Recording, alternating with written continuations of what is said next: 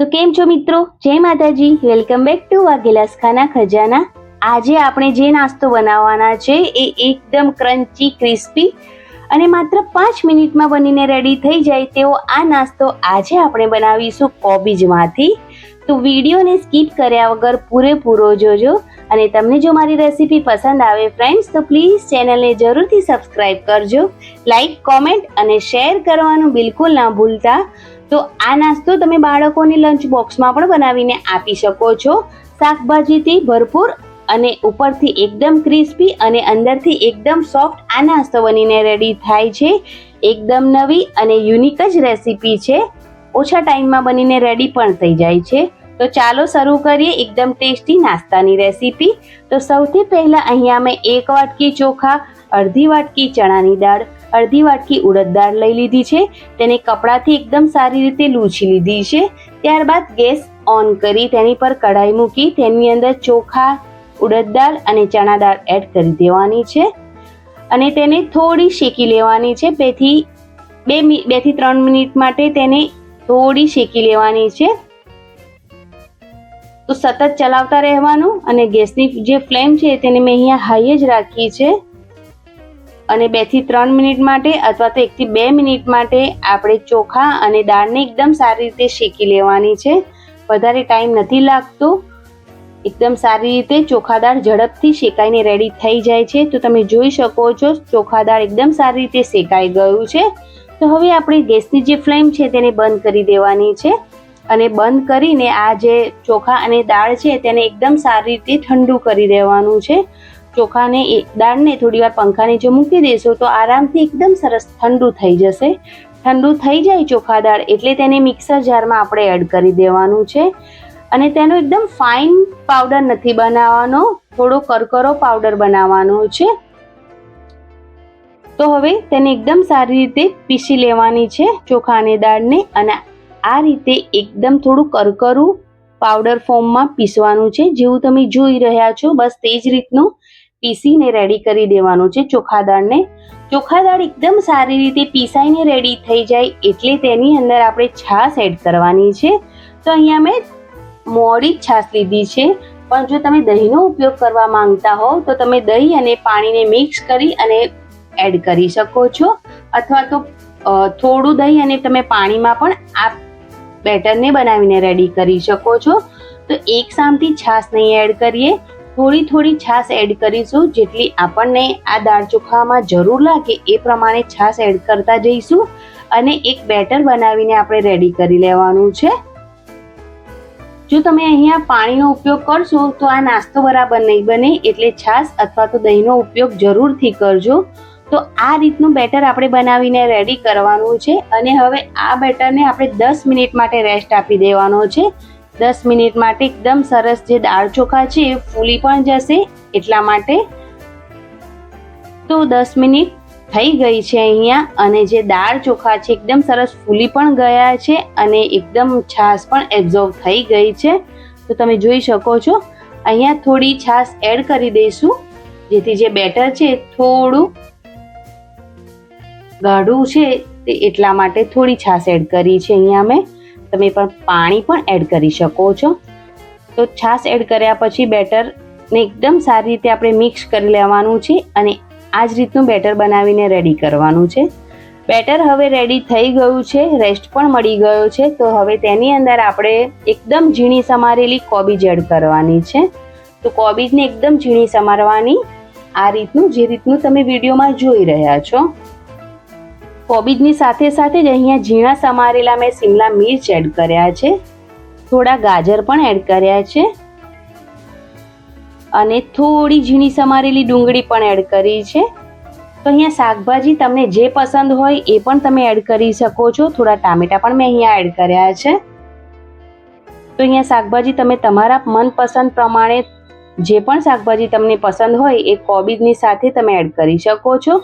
લીલા મરચાંની પેસ્ટ અહીંયા એડ કરી છે અને થોડું અધકચરું કચરેલું લસણ પણ એડ કર્યું છે. હવે બધા જ શાકભાજીને બેટર સાથે એકદમ સારી રીતે મિક્સ કરી લેવાના છે. એકદમ શાકભાજીથી ભરપૂર આ નાસ્તો બનીને રેડી થાય છે. જે નાસ્તો તો એકદમ હેલ્ધી જ છે અને તમે બાળકોને લંચ બોક્સમાં પણ આપી શકો છો. ખૂબ જ ટેસ્ટી એવો આ નાસ્તો બનીને રેડી થાય છે. હવે અહીંયા સ્વાદ પ્રમાણે મીઠું અને થોડો હળદર પાવડર એડ કર્યો છે. બાકી કોઈ મસાલા એડ નથી કર્યા. લાલ મરચું પાવડર હું અહીંયા એડ નથી કરી રહી કેમ કે મેં લીલું મરચું એડ કર્યું છે. એટલે મરચાંનું પ્રમાણ તમે તમારા પ્રમાણે વધારે કે ઓછું કરી શકો છો. તો શાકભાજી પણ એકદમ સારી રીતે મિક્સ કરી લેવાના છે આપણે, અને તેની સાથે મસાલા પણ એડ કરી દીધા છે અને તેને પણ એકદમ સારી રીતે મિક્સ કરી લીધા છે.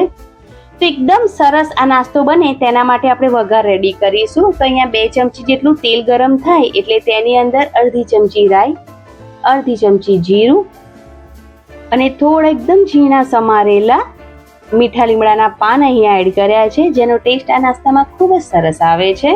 તો હવે વઘાર રેડી થઈ ગયો છે. તો હવે આ વઘારને આપણે બેટરમાં એડ કરી દેવાનો છે અને એકદમ સારી રીતે મિક્સ કરી લેવાનો છે. તો આ વઘાર એડ કરવાથી આ નાસ્તાનો ટેસ્ટ ખૂબ જ સરસ આવે છે. તો વઘાર બિલકુલ સ્કીપ ના કરતા જરૂરથી એડ કરજો. તમે આ વઘારમાં થોડી હિંગ પણ એડ કરી શકો છો. જો તમને હિંગનો ફ્લેવર પસંદ હોય તો થોડી હિંગ પણ એડ કરી શકો છો. તો હવે એકદમ સરસ બેટર બનીને રેડી થઈ ગયું છે. તો હવે તેની અંદર અહીંયા મેં 1 સેશે ઈનો એડ કર્યો છે. તમે ઈનોની જગ્યા પર ખાવાનો સોડા પણ એડ કરી શકો છો. તેના ઉપર થોડું એક્ટિવેટ થાય એટલે પાણી એડ કરી દીધું છે અને હવે તેને પણ એકદમ સારી રીતે મિક્સ કરી લેવાનું છે. તો અહીંયા હવે બેટર એકદમ સરસ બનીને રેડી થઈ ગયું છે. તમારે પણ આ જ રીતનું બેટર બનાવીને રેડી કરી લેવાનું છે. આ જ થિકનેસ વાળું બેટર બનાવવાનું છે. હવે ગેસ પર કઢાઈ મૂકી દીધી છે. 1 ચમચી જેટલું તેલ એડ કરશું અને તેની અંદર એકદમ સરસ દેખાવ આવે એટલા માટે મેં થોડા વ્હાઈટ તલ એડ કર્યા છે. તેને એડ કર્યા પછી હવે જે આપણે બેટર બનાવીને રેડી કર્યું છે તેને એડ કરીશું. તો 1 થી 2 ચમચા જેટલું બેટર એડ કરવાનું છે અને તેને ફેલાવી દેવાનું છે કઢાઈમાં. તમે નોનસ્ટિક કઢાઈ અથવા તો નોર્મલ કઢાઈમાં પણ આ નાસ્તો બનાવીને રેડી કરી શકો છો. ગેસની જે ફ્લેમ છે અહીંયા મેં મીડિયમ જ રાખી છે અને આ નાસ્તાને આપણે મીડિયમ ગેસ પર જ બનાવીશું. ઉપરથી થોડા વ્હાઈટ તલ પાછા એડ કરી દઈશું જેથી નાસ્તો દેખાવે પણ ખૂબ જ સરસ લાગે એટલા માટે. તો હવે ઢાંકણ ઢાંકી 2 થી 3 મિનિટ માટે આપણે આ નાસ્તાને એક સાઈડ કૂક કરી લેવાનો છે.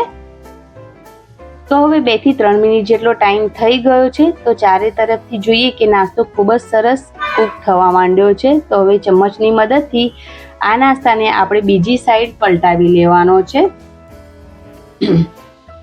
અને હવે બીજી સાઈડ પર પણ ઢાંકણ ઢાંકી 2 થી 3 મિનિટ આપણે આ નાસ્તાને કૂક કરી લેવાનો છે જેથી એ સાઈડ પણ એકદમ સરસ ક્રિસ્પી થઈ જાય. તો 2 થી 3 મિનિટ જેટલો ટાઈમ બીજી સાઈડ પણ થઈ ગયો છે અને તેને પલટાવીને જોઈ લઈએ. તો બીજી સાઈડ પર પણ નાસ્તો એકદમ સરસ ક્રિસ્પી થઈ ગયો છે. તો નાસ્તાને બંને સાઈડ ઉલટ-પુલટ કરીને બંને સાઈડો એકદમ સરસ ક્રિસ્પી કરી લેવાની છે. તો બંને સાઈડ એકદમ સરસ ક્રિસ્પી થઈ જાય છે અને સરસ એવો કલર પણ આવી ગયો છે, એકદમ ગોલ્ડન. તો હવે આ નાસ્તાને આપણે સર્વ કરી લઈશું અને આ જ રીતથી બેટર બચેલું છે તેમાંથી તમારે નાસ્તા બનાવીને રેડી કરી લેવાના છે. ગેસની જે ફ્લેમ છે યાદ રાખવું કે મીડિયમ જ રાખવાની છે અને મીડિયમ ગેસ પર જ આપણે આ નાસ્તાને બનાવીને રેડી કરી લેવાનો છે. તો નાસ્તો બનીને રેડી થઈ ગયો છે અને તમે જોઈ શકો છો કે કેટલો સરસ નાસ્તો દેખાવી રહ્યો છે અને ખાવામાં પણ ખૂબ જ સરસ હેલ્ધી આ નાસ્તો છે કેમ કે આપણે દાળ ચોખાની સાથે સાથે ઘણા બધા એવા શાકભાજી પણ એડ કર્યા છે.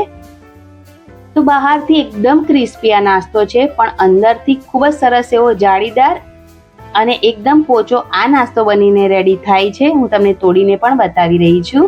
તો તમને જો મારી આજની આ રેસીપી પસંદ આવી હોય ફ્રેન્ડ્સ તો પ્લીઝ ચેનલને જરૂરથી સબસ્ક્રાઈબ કરજો અને મને સપોર્ટ કરવાનું બિલકુલ ના ભૂલતા. આ વિડીયોને વધારે ને વધારે ફ્રેન્ડ્સ અને ફેમિલી મેમ્બરમાં શેર કરજો અને જરૂરથી કોમેન્ટ કરીને જણાવજો કે તમને આ રેસીપી કેવી લાગી. વિડીયોને લાઈક કરવાનું બિલકુલ ના ભૂલતા અને તમે મારો વિડીયો ક્યાંથી જોવો છો એ પણ જરૂરથી કહેજો. Thanks for watching. Bye bye. Take care.